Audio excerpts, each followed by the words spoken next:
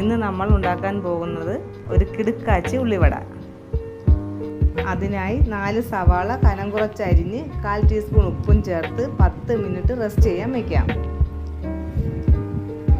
അതിലേക്ക് 1/2 സ്പൂൺ മുളക് പൊടി, 2 സ്പൂൺ കടലമാവ്, 2 സ്പൂൺ മൈദ, 2 പച്ചമുളക്, ഇഞ്ചി, കറിവേപ്പില, 1/4 ടീസ്പൂൺ ഉപ്പ്, അല്പം കായം പൊടിയും ചേർത്ത് നന്നായി ഇളക്കി യോജിപ്പിക്കാം.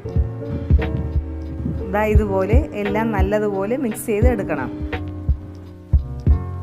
അതിനായി ഒരു ചീനിച്ചട്ടി അടുപ്പിൽ വയ്ക്കാം.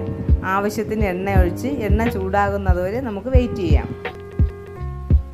കൈ നല്ലതുപോലെ കഴുകി തുടയ്ക്കാം.